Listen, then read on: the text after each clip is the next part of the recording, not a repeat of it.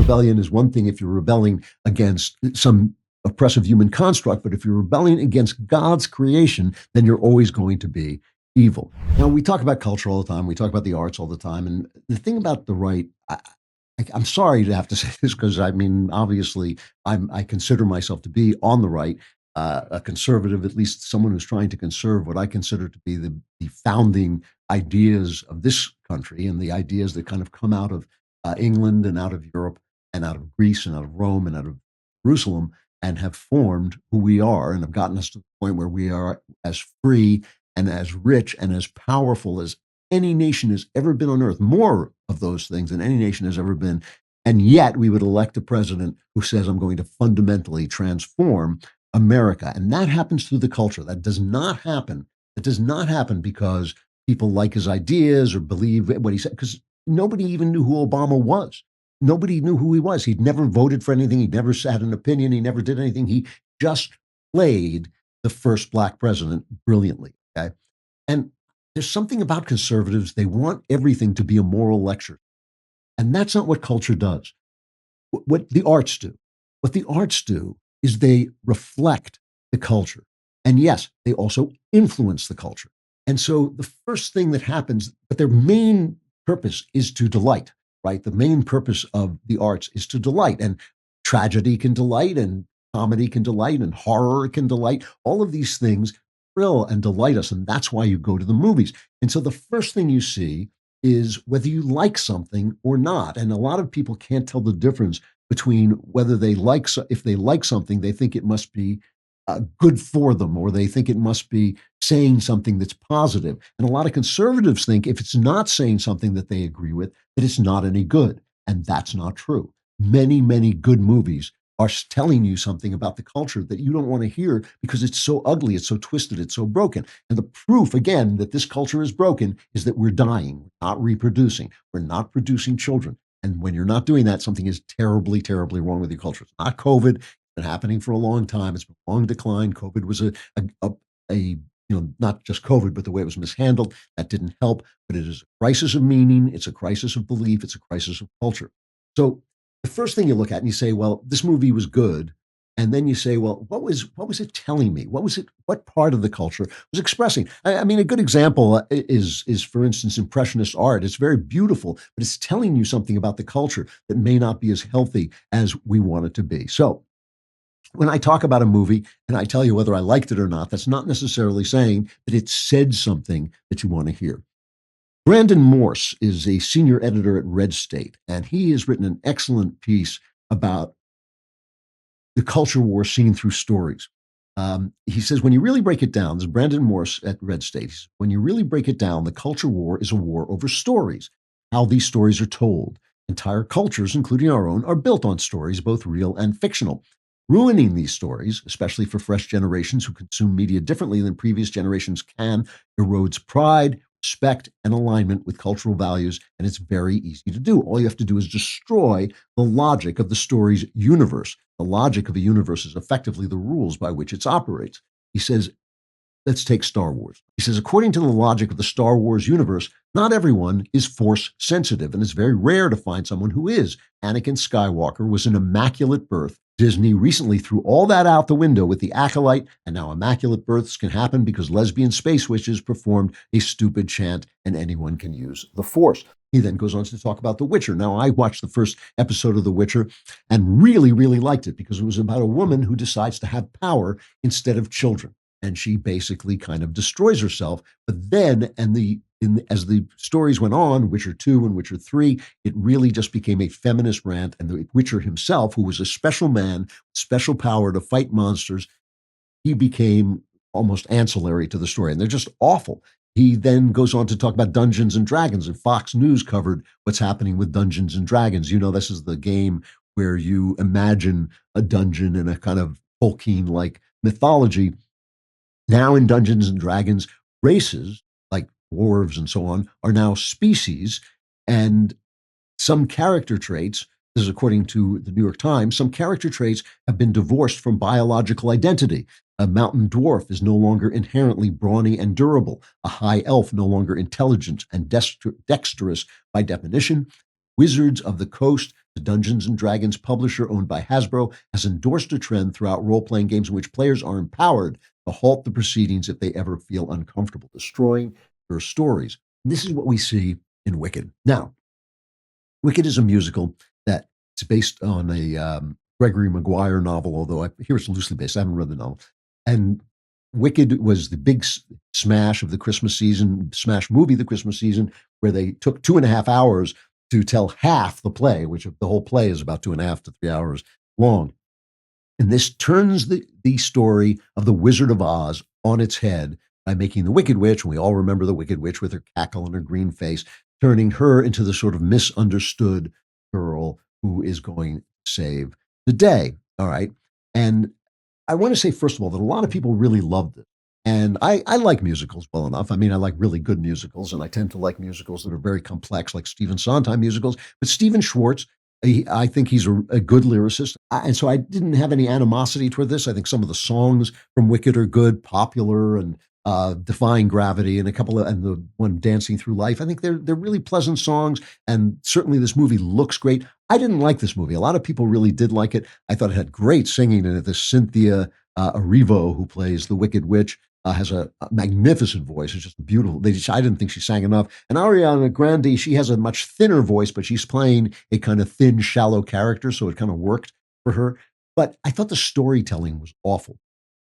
I really did. I thought the storytelling was just touching on cultural touchstones. So, for instance, there are talking animals, and suddenly, for no reason we can understand, these talking animals become the Jews of the 1930s, slowly being edged out of their positions, of their teaching positions, and put in cages. And we understand that this is the Jews during the run up to the Holocaust. And so we know that's how we know it's bad. We don't know why it's bad. We don't know what the talking animals have been doing.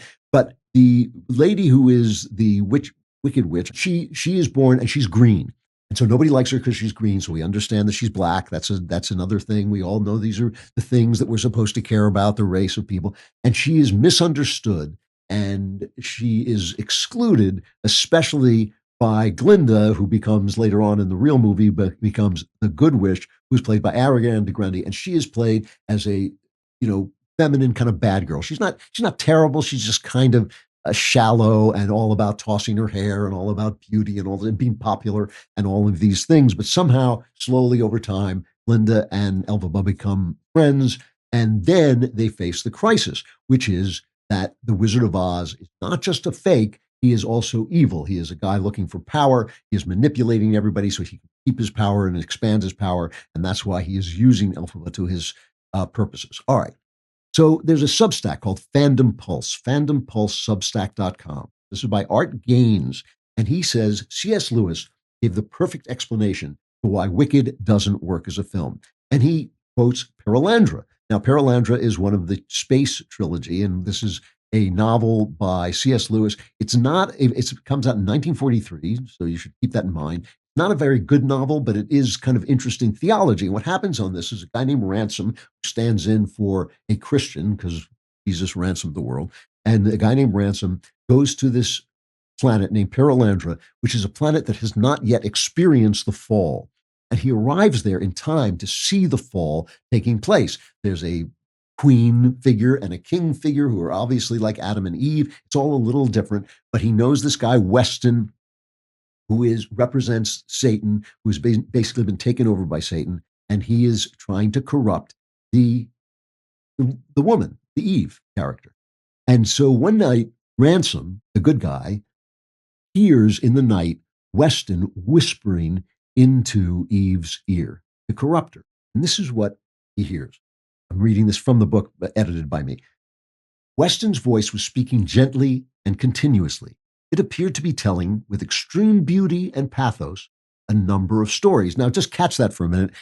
C.S. Lewis is talking about the fact that the stories are being well told. They're entertaining. They're good. They're full of talent. They're filled with beauty and pathos. But all these stories were about women. The heroines of the stories seemed all to have suffered a great deal. They had been oppressed by fathers, cast off by husbands, deserted by lovers. But the stories all ended, in a sense, happily, sometimes with honors and praises to a heroine still living, more often with tardy acknowledgement and unavailing tears after her death, so she became a martyr. Ransom had more than a suspicion that many of these noble pioneers, these victorious women, had been in what in ordinary terrestrial speech we call witches or perverts. Many of them were bad people, but somehow they were the heroes of these stories. But that, he says, was all in the background. What emerged from the stories was rather an image than an idea. It was an image of men as pitifully childish, complacently arrogant, timid, meticulous, unoriginating, sluggish, and ox-like, rooted to the earth, almost in their indolence, prepared to try nothing, to risk nothing, to make no exertion, and capable of being raised into full life only by the unthanked and rebellious virtue of their females. In other words, the woman was being schooled to rebel against her own womanhood and against the king of the planet, the Adam of the planet, her man. She was Eve being taught to disobey God's moral order. That is what was happening. And through these stories in which these women are oppressed, but we don't really get a look at their character except for the fact that they're rebellious, and their rebellion is always shown as a positive thing. And as we know from reading Paradise Lost, rebellion is one thing if you're rebelling against some oppressive human construct, but if you're rebelling against God's creation, then you're always going to be evil. All right, Elphaba and Glinda get to the Wizard of Oz, and of course, as in the original story of the Wizard of Oz, he's a fake, but as I say, he's also a power-hungry liar and tyrant, and there's a song in which Elphaba begs Glinda to come with her into rebellion. This is cut 10. Come with me. Think of what we could do together. Unlimited. Together we're unlimited. Together we'll be the greatest team there's ever been. Glinda dreams the way we planned them. If we work in tandem, there's no fight we cannot win. Just you and I defying gravity. So you get this idea that this very feminine Glinda is somehow shallow and stupid and mean, but if she would just become a rebel, and we don't even really know, again, and as C.S. Lewis says, we don't really know what the rebellion is all about, what they're going to do that is good, except we know that the animals are sort of Jews, and we've got to save Jews because we remember that was bad when they killed them. But the idea is the rebellion. The idea is like she wants to take this feminine character and turn her into herself, who is the wicked witch, and she wants the good, but Glinda doesn't have the courage to go with her and stays behind. Now, we saw the same thing in the movie Frozen, that famous song from Frozen that all the little girls loved, Let It Go, which always kind of drives me crazy. This is cut 11. Don't let them in, don't let them see. Be the good girl you always have to be. Conceal, don't feel, don't let them know. Well, now they know. Let it go, let it go. Can't hold it back anymore. Let it go, let it go. Turn away and slam the door. I don't care what they're going to say. Let the storm rage on. The cold never bothered me anyway. So this is, the Ice Queen in this is actually an unfeeling, terrible person in the original story of the Snow Queen. And again, the rebellion is a good in and of itself. I don't care what anybody's going to say. I'm not going to be a good girl, which is to assume that the virtues of the society you're in are bad. So by being a good girl, you're really doing something wrong. You're being enslaved. And the question is always, are you being enslaved by a corrupt moral order created by people, or are you being enslaved by the moral order created by God, to which we're all indebted? All right. Now, I want to compare this to the actual Wizard of Oz. Great movie, one of the greatest of American films, 1939, when all the great films were made. And this is a story about becoming a woman.